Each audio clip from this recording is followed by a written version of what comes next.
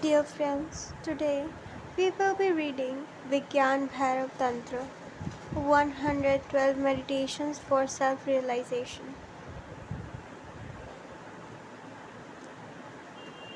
Translation and commentary by Ranjit Chaudhary. Acknowledgement. I would first like to thank God for giving me the inspiration, strength, and wisdom to write this book. There are a few wonderful individuals who have helped me with this book, who I wish to thank: Professor Uday Banerjee for his help with the original text, Mrs. Maina Bhagat and Gagan Das for their help in getting the book published, my wife for her support and encouragement, Varej Dandina for her beautiful illustrations, and Dr. Anjana Srivastav for her editing. At other times, I have been helped by Mr. S.C. Mehtab, Bhavani Mehtab, Mona Puri, and Sandeep Jain. To all of you, my heartfelt thanks and gratitude. To God with love and gratitude. Contents. Introduction. The Vigyan Bhairava Tantra is one of the most important spiritual texts of the world. It is a text that shows you how to reach God. It has been written solely for the purpose. There is no other text like it. It is meant for all those who are dissatisfied with their lives and wish to experience the joy of union with God. It will make your life joyful again, irrespective of your religion, caste, gender, position in society, or financial condition. The Vigyan Bhairav Tantra contains 112 meditation techniques for self realization. These are meditations given by God. They are meant for all. There are 112 techniques to cover all types of people through all time. Some of these techniques are for people who lived in the past, and some are for those who will live in the future. These 112 meditations cover people of all kinds, keeping in mind that their differing natures and temperament. You will find at least one technique here that is ideally suited for you. That technique will take you very quickly to God. The Vigyan Bhairava Tantra is sometimes simply known as Vigyan Bhairava. Vigyan, pronounced Vigyan, means knowledge or understanding in the context of this text. It is sometimes translated as consciousness. Bhairav means God. Vigyan Bhairav means either knowledge of God or God consciousness. Both meanings are applicable here. It is a text that teaches us how to know and understand God fully. We can only know God fully when we reach God or become one with God. Vigyan Bhairav gives 112 techniques through which one can unite with God. The text is a dialogue between Lord Shiva and his consort Parvati, between God and the goddess. The goddess is in reality not separate from God. She has taken on the form of being separate here. To help mankind, she asks God those questions that we as individuals seeking enlightenment would ask.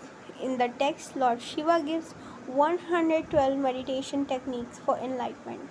Most meditation techniques practiced today are derived in one form or another from one of the meditations given in the Vigyan Bhairav Tantra. This text was probably revealed to an unknown Kashmir master. Most of the meditations are beautifully simple. They do not require an abundance of intelligence to understand or to practice them.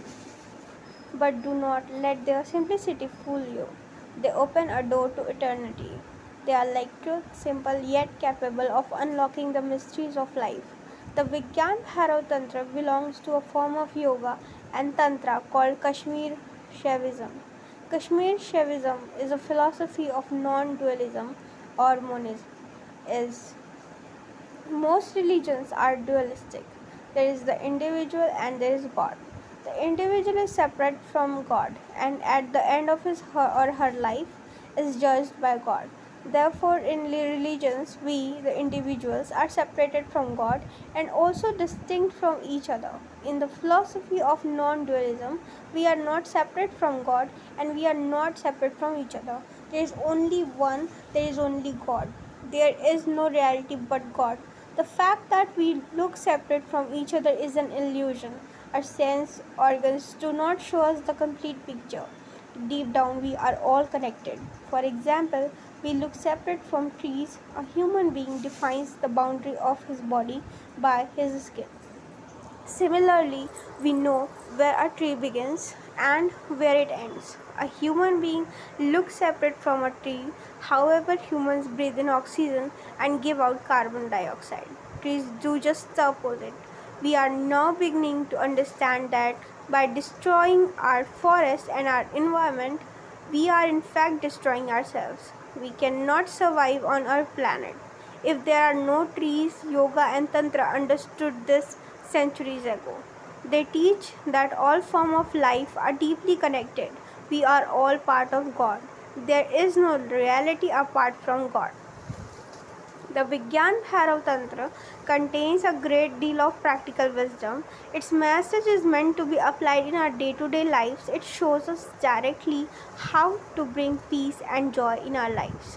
Although it was written over 2000 years ago, its message is eternal. It was meant for all times. The dialogue begins with the goddess asking God about the true nature of God.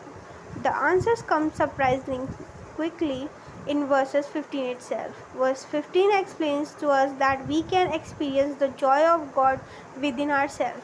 When the mind is still and free of thoughts, in other words, we achieve liberation when we still the mind. The text and Kashmir Shaivism state that union with God is not a meeting of two, it is meeting of one.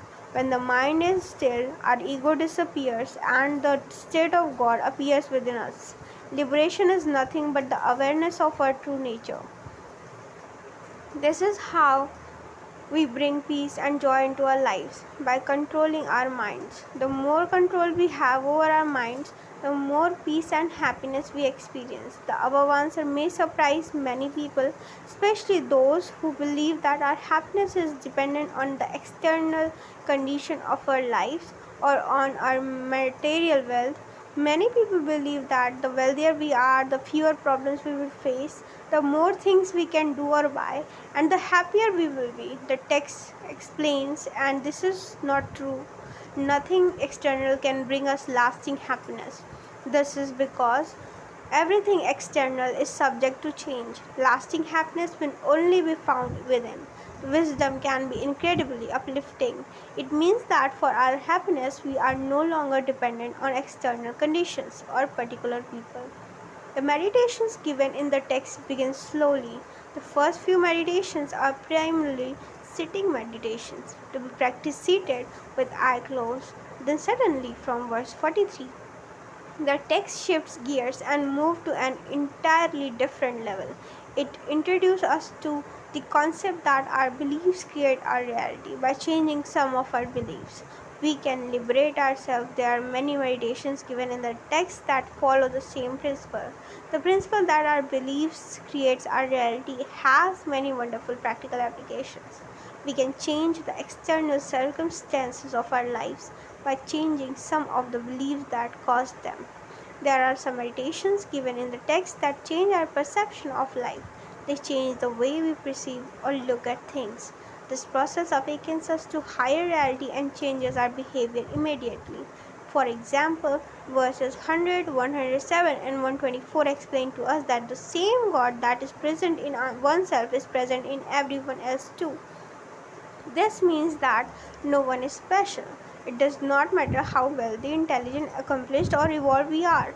None of these things makes us superior or inferior to anyone else. When we understand this truth, we become more humble and our behavior towards everyone else changes automatically. There are many other beautiful meditations given in the text that have the ability of awakening us from our dream state and propelling us to a higher reality. After the meditation, the dialogue between God and the goddess continues, and certain aspects of the philosophy of non dualism are discussed. At the end of the book, one final meditation is given. This meditation is special even when all other meditations fail. This one always succeeds. It is easy to practice and works for everyone. The question sometimes arises as to whether the Vigyan Bhairava Tantra is a text on Tantra or Yoga. Actually, it is both.